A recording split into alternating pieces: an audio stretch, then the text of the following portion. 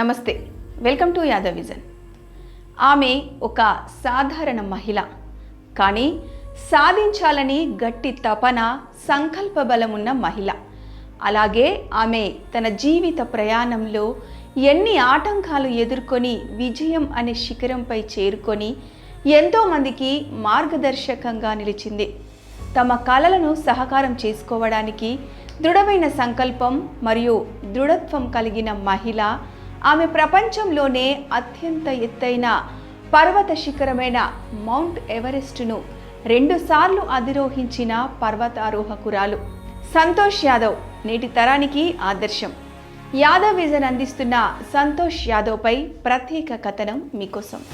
Santosh Yadav 1967 October 10న Haryana రాష్ట్రంలోని రేవారి జిల్లాలోని జోనియావాస్ అనే గ్రామంలో యాదవ కుటుంబంలో జన్మించారు. సంతోష్ యాదవ్కు 5 అన్నలు.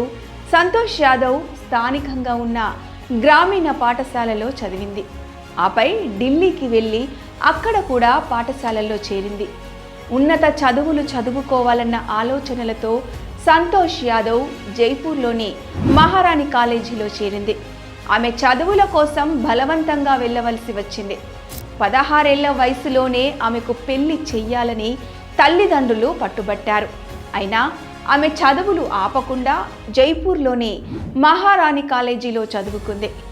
ఆ కాలేజీలో యువ పర్వతారోహకులు ఆరావళి కొండలను స్కేల్ చేయడం చూశారు.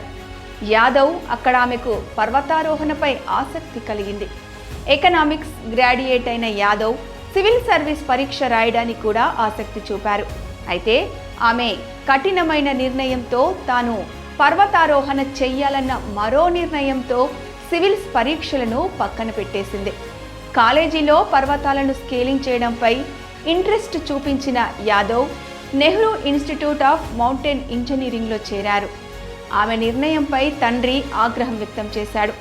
పర్వతారోహణ అనేది స్త్రీ వృత్తి కాదని, అది ఆ విధంగా పర్వతారోహణ చేస్తే భవిష్యత్తులో వివాహమయ్యే అవకాశం ఉండదని ఆయన ఆందోళన చెందాడు.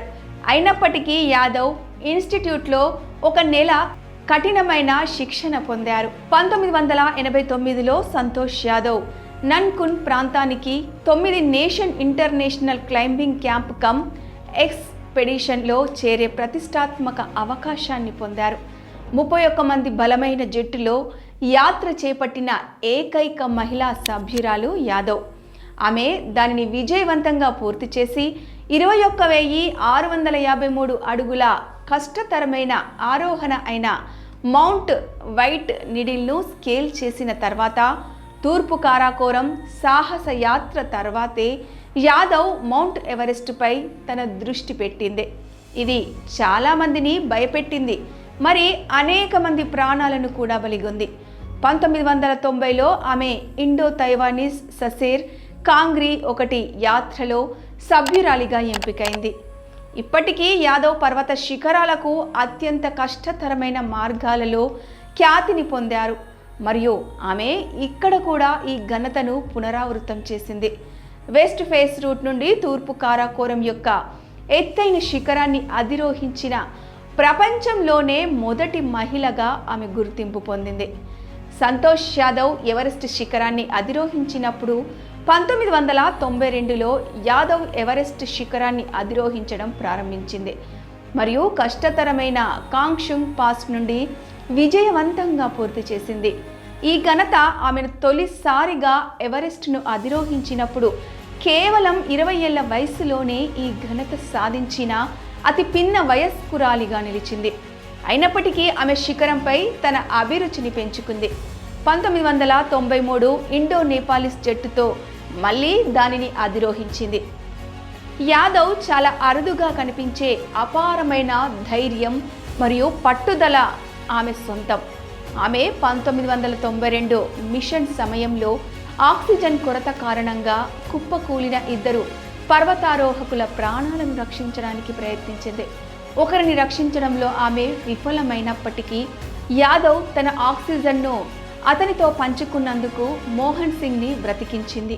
సంతోష్ యాదవ్ గెలుచుకున్న అవార్డులు మరియు ప్రశంసలు అనేకం. పర్వతారోహణలో ఆమె సాధించిన విజయాలకు 2000లో యాదవ్ను భారత ప్రభుత్వం పద్మశ్రీతో సత్కరించింది. ఆమె అనేక జాతీయ సంస్థలతో ప్రసంగాలు చేసిన నిష్ణాతుడైన మోటివేషనల్ స్పీకర్ కూడా. సాహస క్రీడలు మరియు పర్యావరణం పట్ల మక్కువ గల న్యాయవాది. ఆమె మాటల్లో చెప్పాలంటే ఆమె పర్వతారోహకురాలు కాకపోతే ఆమె పర్యావరణవేత్త అయి ఉండేవారు. డిజాస్టర్ మేనేజ్మెంట్, టీమ్ బిల్డింగ్ మరియు లీడర్షిప్లో నిపుణురాలు. యాదవ్ వివిధ ఉపన్యాసాలు మరియు చర్చలలో తన అనుభవాలను పంచుకోవడానికి వేలాది ఆహ్వానాలను అందుకుంది. ఆమె యోగా ద్వారా చురుకైన జీవన శైలితో ముందుకెళ్తోంది మరియు బీహార్లోని ముంగేర్లోని బీహార్ స్కూల్ ఆఫ్ యోగా నుండి శిక్షణ పొందిన యోగా టీచర్ సర్టిఫికేట్ అందుకుంది. నేటి యువతరానికి ఎంతో ఆదర్శంగా నిలిచింది సంతోష్ యాదవ్. మొక్కవోని ధైర్యంతో ఆ రోజుల్లోనే భారత జాతీయ జెండాను ఎవరెస్ట్ శిఖరంపై ఎగరేసిన యాదవ్కు అభినందనలు. అలాగే యాదవ్ విజన్ తరపున సంతోష్ యాదవ్కు మరొకసారి అభినందనలు తెలియజేస్తున్నాం.